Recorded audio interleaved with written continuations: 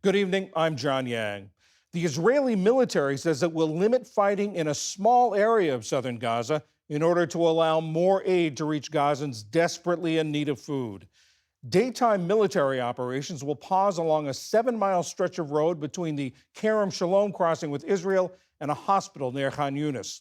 The pace of aid shipments destined for Gaza slowed when Israel closed the Rafah crossing with Egypt. Far-right ultranationalists and Prime Minister Benjamin Netanyahu's coalition government quickly condemned the move. All of this unfolded as world leaders gathered in Switzerland for a Ukraine peace summit where White House National Security Advisor Jake Sullivan played a key role. He sat down one-on-one with Foreign Affairs and Defense correspondent Nick Schifrin. I want to get to Ukraine and the peace summit, but let me just ask you first to respond to an Israeli Defense Forces announcement this morning of what they're calling, quote, a tactical humanitarian pause from 8 a.m. to 7 p.m. every day, leading from Kerem Shalom, the crossing between Israel into Gaza, going toward Rafah. How significant is that announcement?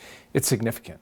This is a good and important step because we've made a huge amount of progress in getting aid into Gaza, including the work that President Biden did to get Kerem Shalom back open a few weeks ago after the Rafah operation began. But the issue now has been getting aid around Gaza so that people can get access to life-saving food and medicine and water. And what this tactical pause will allow for is the free flow of humanitarian trucks without a concern that they could be targeted or delayed because of military operations. That's going to help the people of Gaza, and this is something that the Israeli Defense Forces deserve credit for, and the UN deserves credit for it as well, because it was through a consultation between the UN and the IDF that this came to pass with the support of the United States. The UN blames Israel for blocking some of the movement of trucks, and there's still a shortage, a vast shortage of trucks inside of Gaza. This doesn't change that, does that?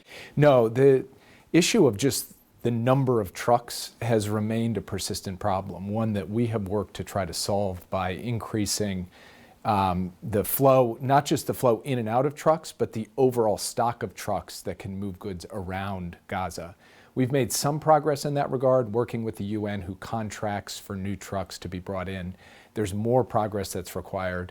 And of course, when you're in a war zone like this, there's always going to be difficulty in the distribution of humanitarian aid. And that's why we have worked so hard to encourage the Israelis to take every measure possible, including humanitarian pauses, to help make the life as easy as possible for humanitarian organizations. But I assume you are still calling for the IDF, for the Israelis, to take as many steps as they can to alleviate some of these challenges. Of course we are. And even beyond that, and this is a critical point, we are not going to get to a fully satisfactory humanitarian situation until there is a ceasefire.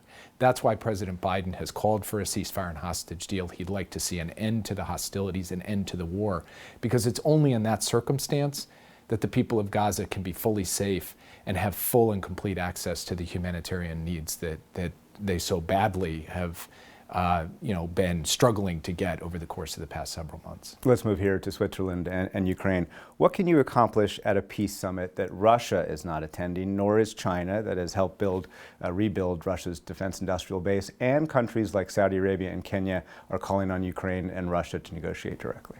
Well, first, Ukraine has made clear, President Zelensky has made clear, including here in Switzerland, that ultimately this war will have to be determined at the negotiating table. The United States' goal has been to put Ukraine in as strong as possible a position on the battlefield, so it is in as strong a position as possible at the negotiating table. But its strength at the negotiating table will also be improved by what's happened here in Switzerland, because you have more than 100 countries and international organizations coming together to lay a foundation for a just peace built on a simple proposition. You cannot take territory by force. It says that in the United Nations Charter. It's at the core of international law. Ukraine's sovereignty and territorial integrity has to be respected.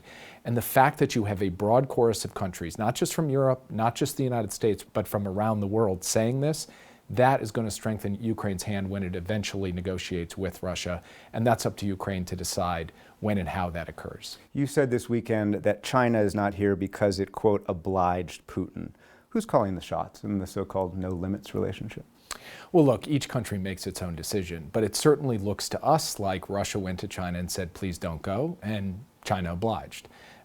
We think that that's not a positive sign for China's commitment to a just peace in Ukraine, because Russia only gets more and more extreme in its demands, including what President Putin said just recently.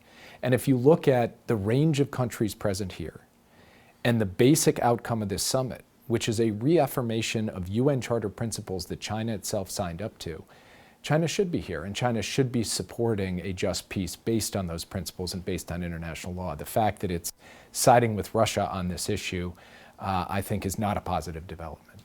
More of Nick's conversation with Jake Sullivan will be on tomorrow's PBS NewsHour.